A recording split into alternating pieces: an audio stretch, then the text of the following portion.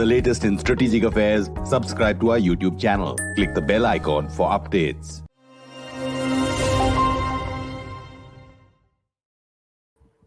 This is StratNewsGlobal. I'm Amitabh, Revi, and you're watching The Gist.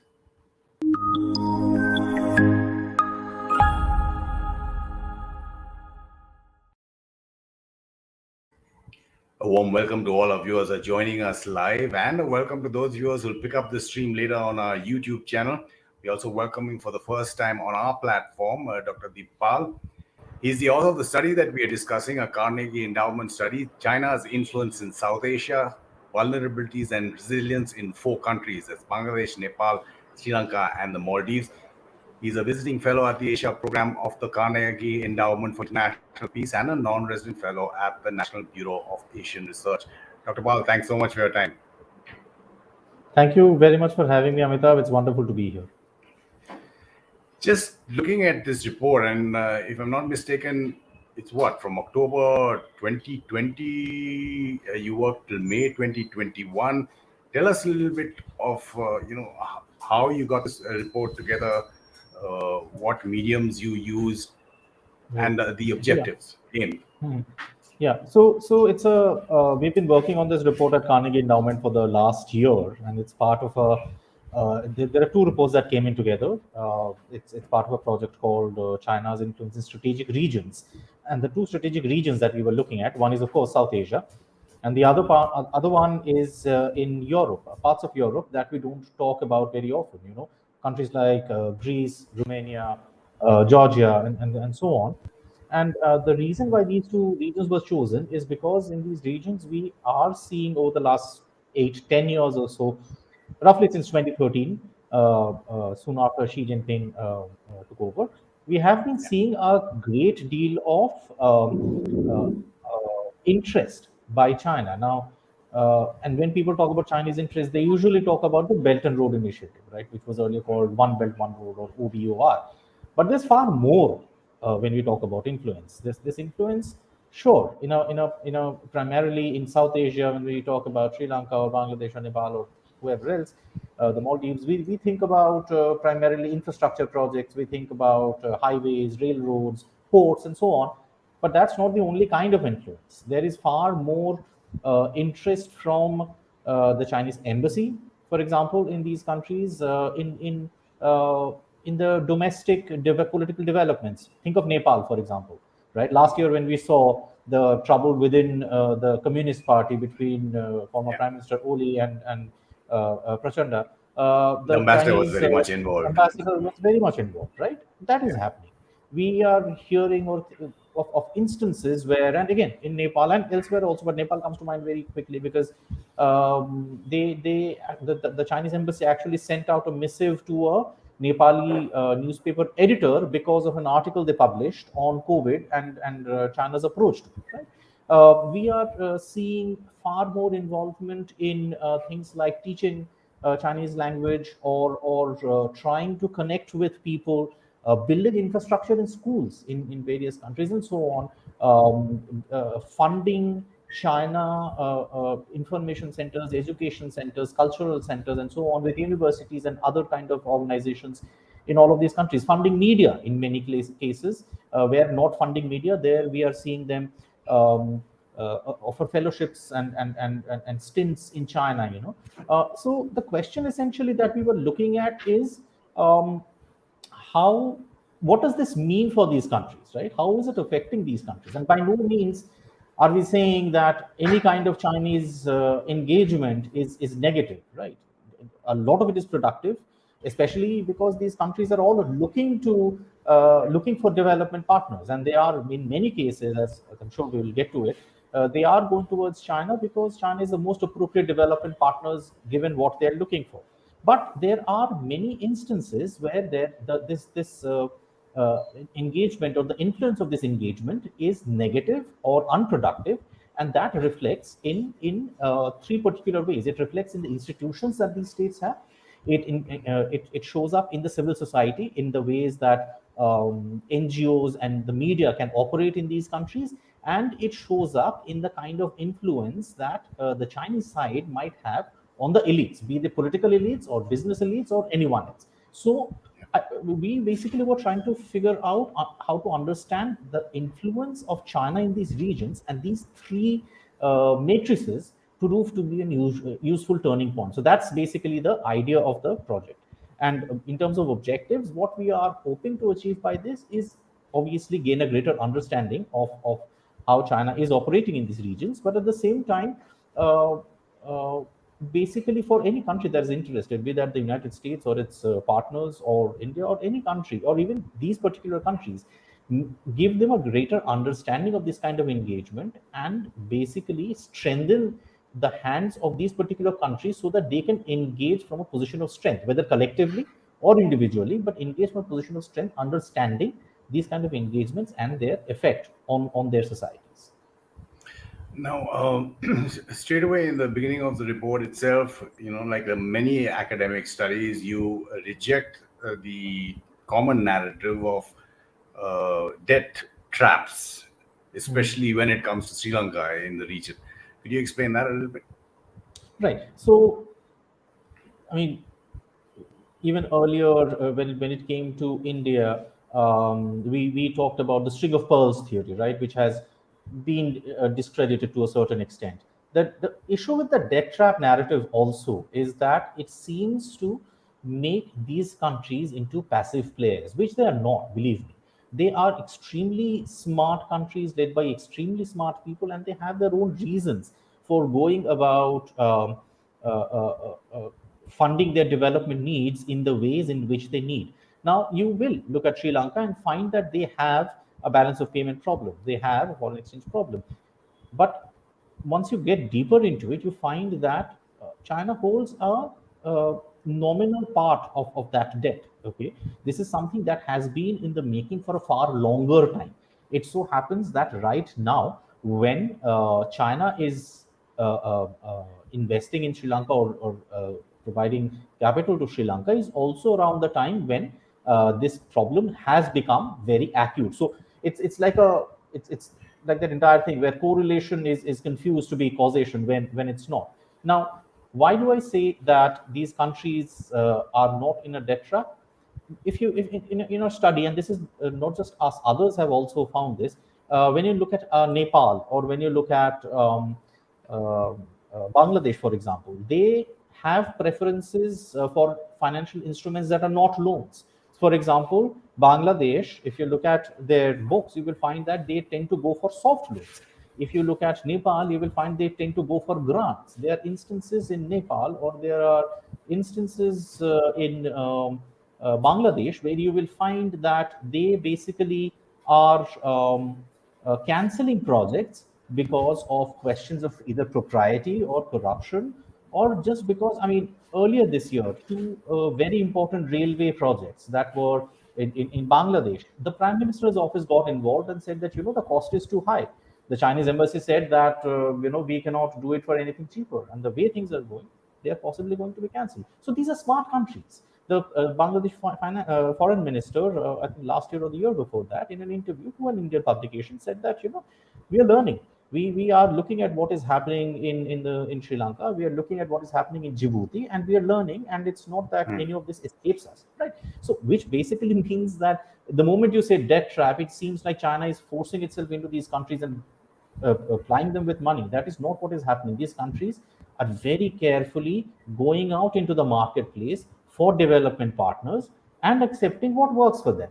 If someone can provide them either money or technical know-how or anything else that they need at conditions better than what China is providing, oh, they will take that up. But when you talked earlier and you mentioned the various tools, say that Beijing uses in these various countries to influence or to try and pressurize. In Bangladesh specifically, when you talk about it in the report, you bring up the famous with the Chinese ambassador warning against the Quad.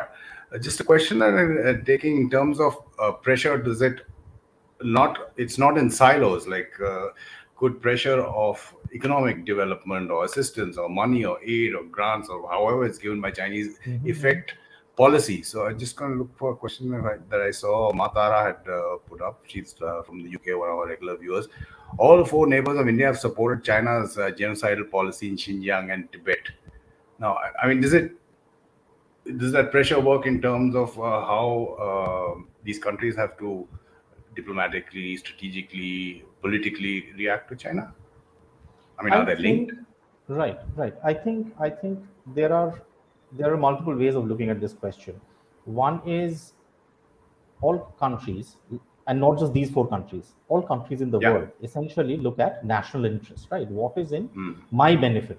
Okay, not just my external benefit, not just my benefit to improve relations with country A, country B, country C, or whoever, but also what should I do to help my cause within my country. So domestic drivers, essentially, that is something very, very important. So to go back to what you were saying about is there pressure from China that straddles across sectors or across various aspects of governance or society? There are, and there is a very interesting reason for it. The Chinese machinery possibly works in a more coordinated fashion than you would see in, let's say, an Indian or even an American system, right? If an American company wants to go in and invest in, let's say, a Bangladesh or anywhere else, it's not going to be a coordinated operation that will involve the company, the embassy, the journalists, the other stakeholders that are in the country, right? In case of China, and I remember someone who I was interviewing for the project talked about this. They said that they were working with someone, a business person in their country, to look at feasibility for a certain kind of project, and they spoke to a Chinese journalist who was visiting.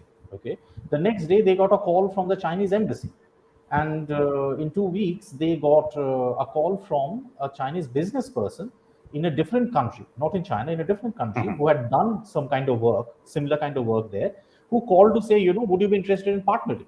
Right. So that is a very, very interesting thing.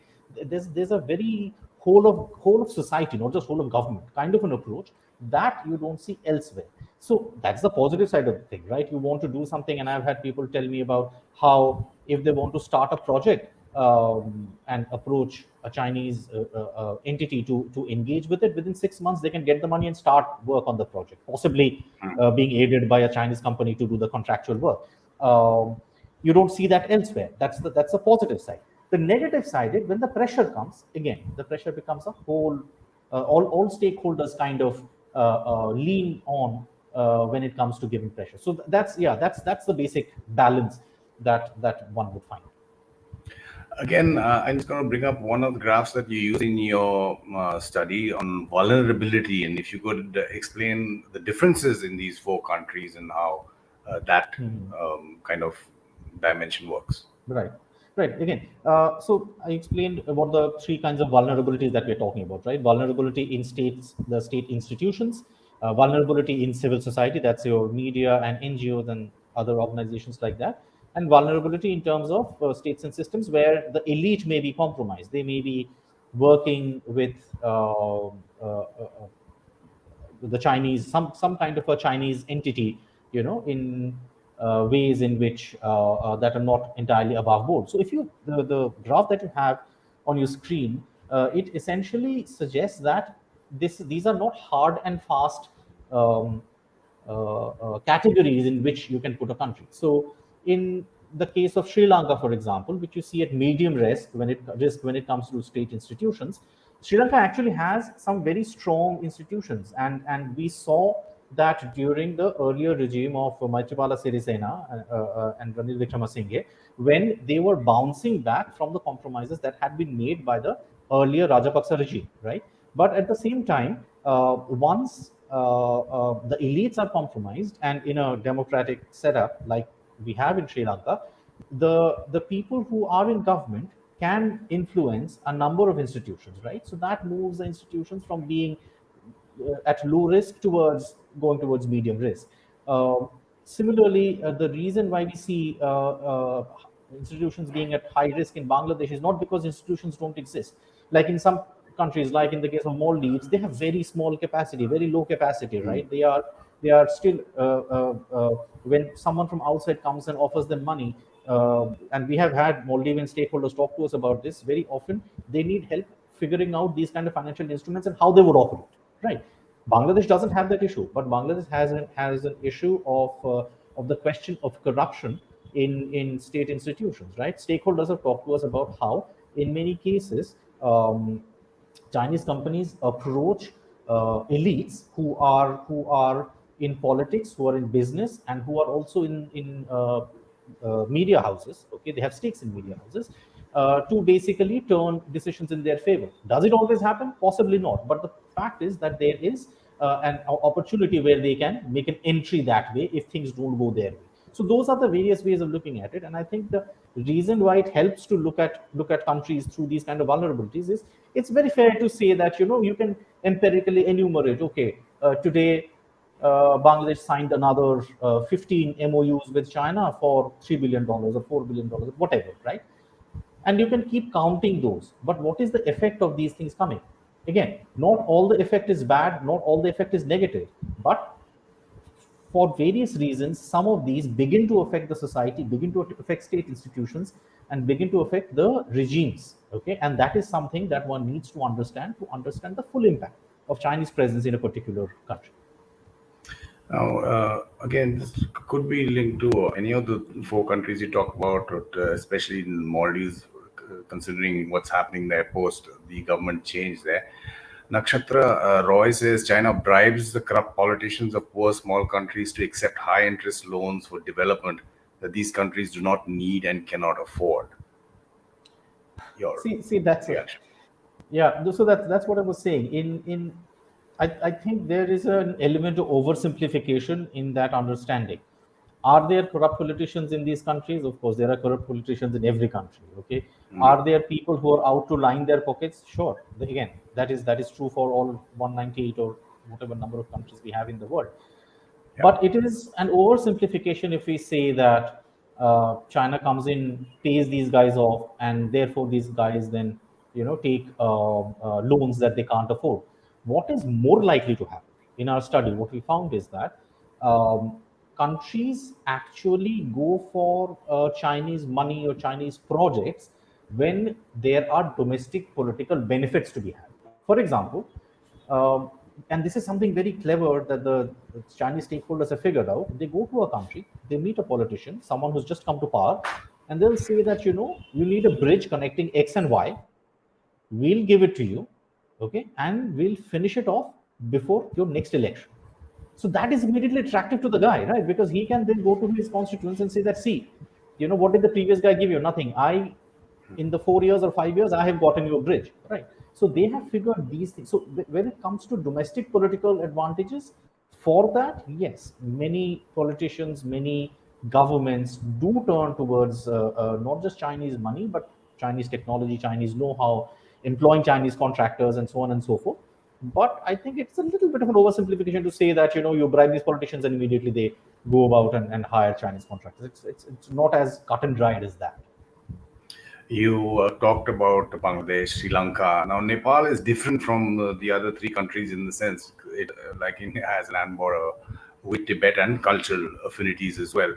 And you look at that, but how does it sit with the view in Delhi, overwhelming view in foreign policy analysts or diplomats that China has made deep inroads into Nepal?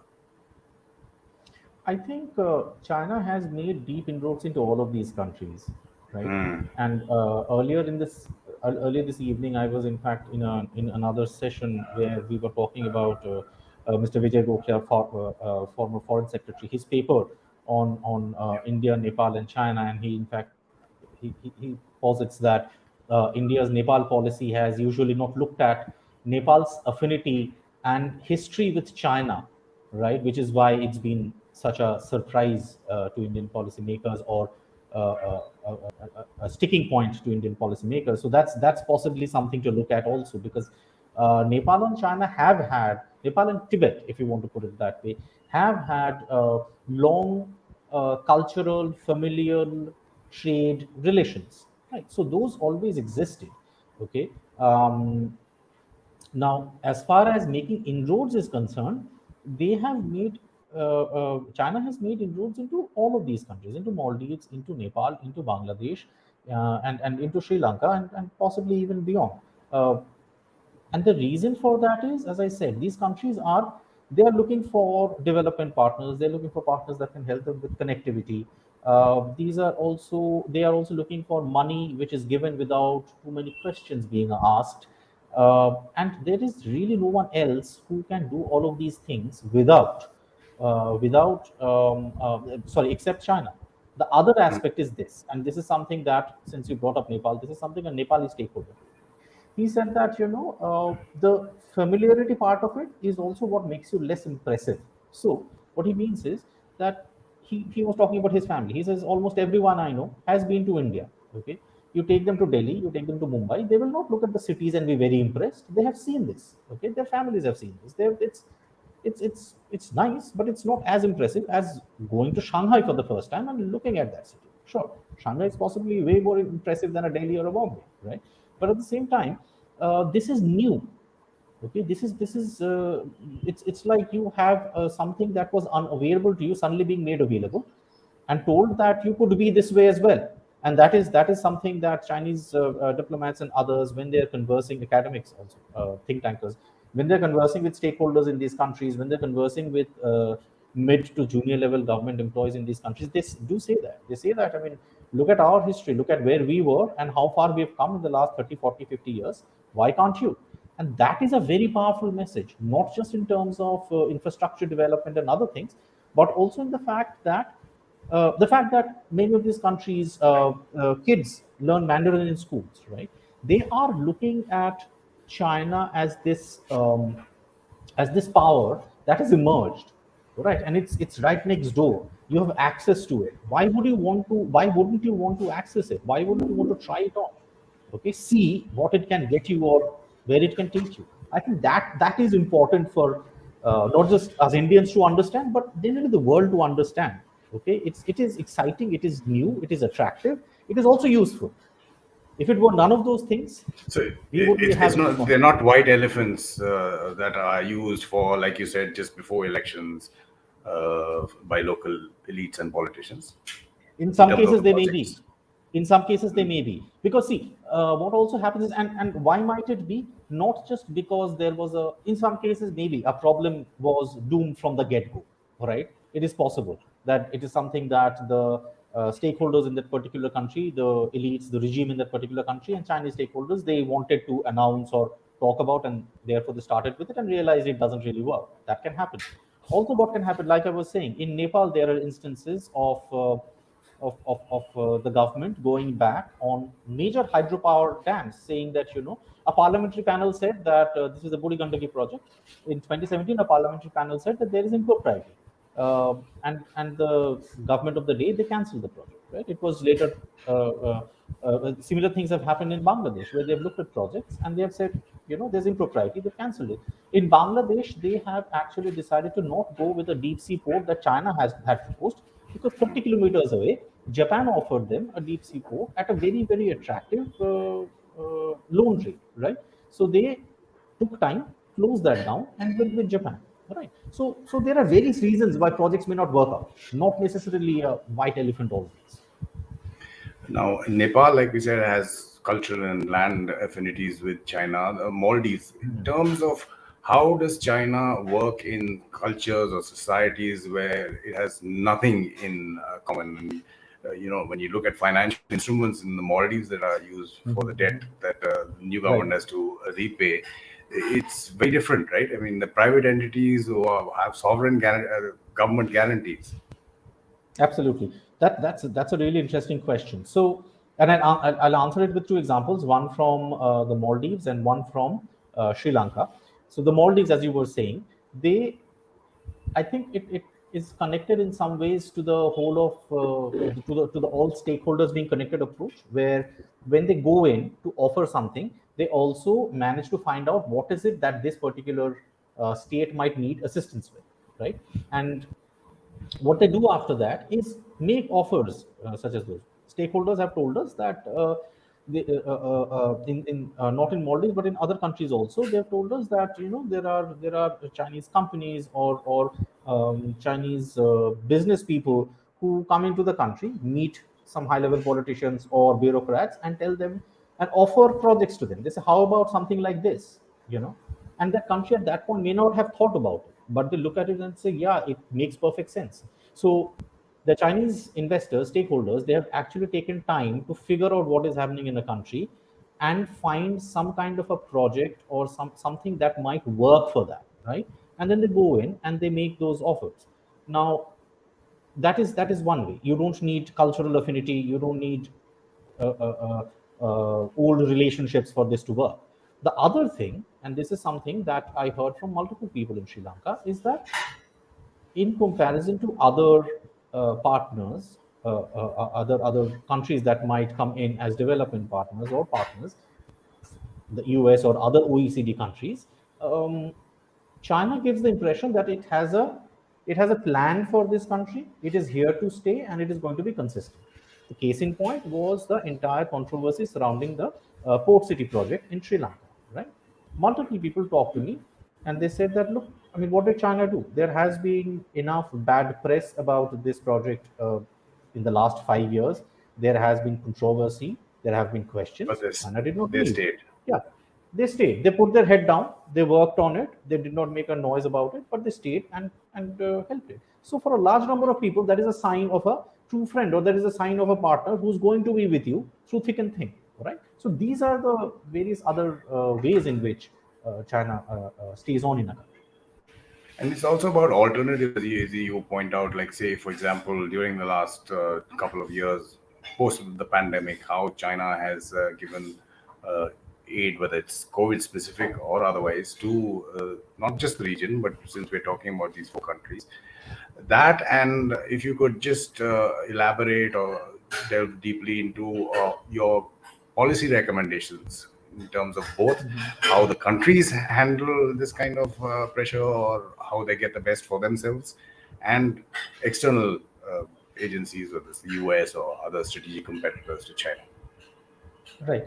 So one of the things that we have seen from the beginning of COVID, and you earlier talked about the Bangladeshi foreign minister being present when the Chinese ambassador to Bangladesh warned Bangladesh about joining the Quad, right? Quad. What is interesting is, yeah, and what is interesting is the very next day, the two of them were present in an event where China was gifting vaccines, COVID vaccines to Yeah. Bangladesh, right? Basically what that goes to show is that these countries are still trying to figure out where they fit in the relationship with each other, how to work with each other. Okay, and there will be clashes like this as they go on. Okay, that does not in any way mean that they will not work with each other, because they both sides believe that there is enough in this relationship to sustain itself and to benefit from each other. So that's one point to look at. Now, as far as the recommendations are concerned, they're in two parts. One of the things is that there are some lessons that when one looks at these kind of engagements, that one needs to know. One of them being that the way China wields influence in these various cases is becoming increasingly diverse as they engage with the country. They understand the country further, understand the country better, and they begin to figure out various ways. So if they see, for example, in countries such as Sri Lanka, where the media situation is quite strong and vibrant. There they kind of coerce journalists or try to suppress bad press by going through the government. In places like Bangladesh, where the media has been more careful about writing about or talking about China, there we see them, working with newspapers, offering them sops of a kind, offering to work with them, holding conclaves to explain the Belt and Road Initiative with them, offering jobs to journalists, or even giving them fellowships and things like that. So what I'm trying to say is that one thing to understand about uh, uh, Chinese engagement is that it's not one thing, it's not one way. It adapts very quickly and it's constantly learning, right? So that's one thing to remember. In terms of recommendations, I think. Before that, the other very important lesson that one needs to take away from this is that all of these countries are looking at each other constantly and learning from each other in terms of the engagement with China. Right. So Maldives and Sri Lanka are two countries that have substantial exposure to loans from China. Right.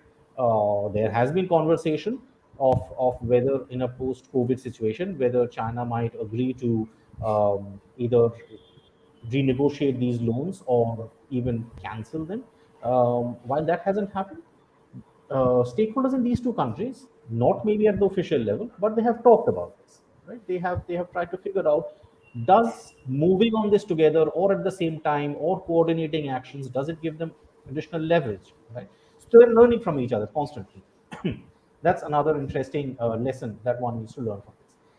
As far as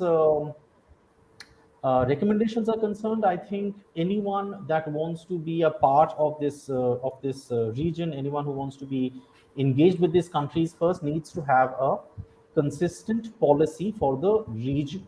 Okay, it can't be ad hoc. It can't be figuring it out as you go. It needs to be something that the countries will look at and say that, okay, that makes sense. Let us engage in this way.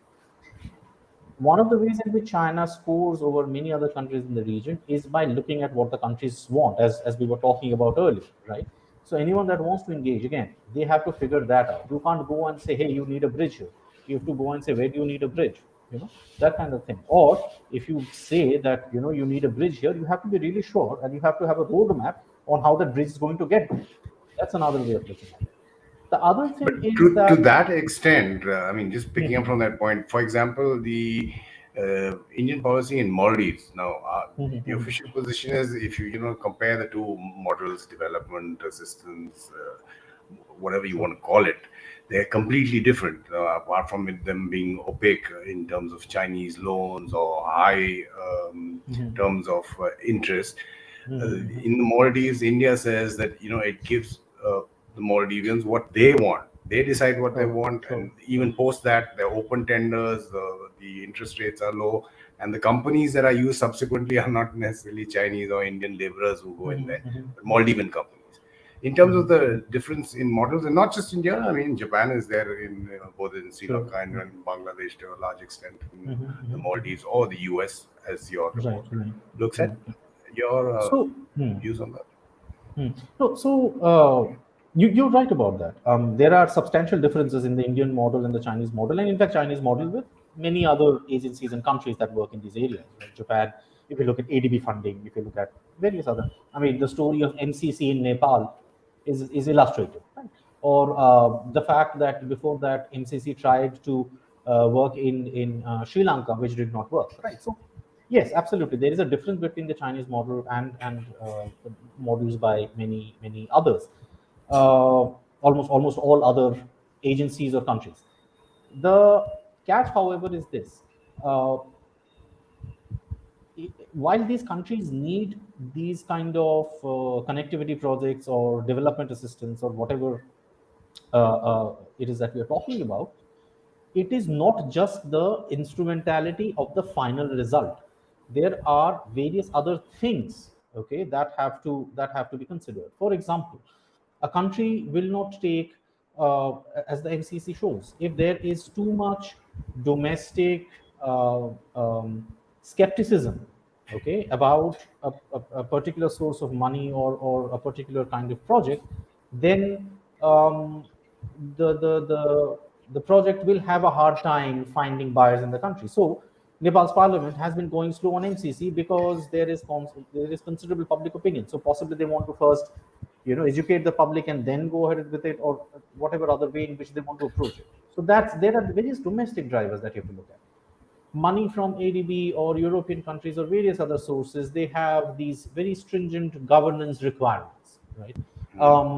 Many countries may not want to adhere by those requirements, whether in some cases they may ask for regular or free and fair elections. In some cases, they may ask for anti-corruption liabilities and things like that. Chinese money does not usually come with those kind of stipulations, right? China's stated position as we know, is that we don't interfere in the internal affairs of another country. Whether they do or not is a different story, and outside of the scope of the discussion. But essentially, Yeah. that's what they say when they give the money, right? So that is also something that becomes attractive. The third aspect is this: a government in power today takes a loan at a higher rate than, let's say, an ADB or anyone else for a project that is going to be ready in 3 4 years and give immediate electoral benefits. The loan will become payable in 10 years. Okay. Very often the thinking in the government is, we don't know what's happening in 10 years, and I'd much rather try and secure my interest 4 years from now or 5 years from now than 10 years from now. Right? We'll kick the can down the road and then see how it works out. Right? So there are various of these aspects that come into play, and it's not just the end result of what do I get, for this kind of money or these kind of policies or this person working here. Deepal, thank you so much for sharing both your report and explaining what you spent a lot of time doing in that. All the best for that, and thanks for appearing on Strat News. Many thanks, Amitabh. Thank you for having me. It was wonderful to chat with you. Pleasure was ours, and some of the questions I haven't been able to take. There were lots of questions. But, do keep them coming in for our other shows that we have daily, as well as follow us on our social media handles. Do subscribe to our YouTube channel and spread the word if you like our kind of discussions that come your way every day of the week. This is The Gist on StratNewsGlobal. I'm Amitabh.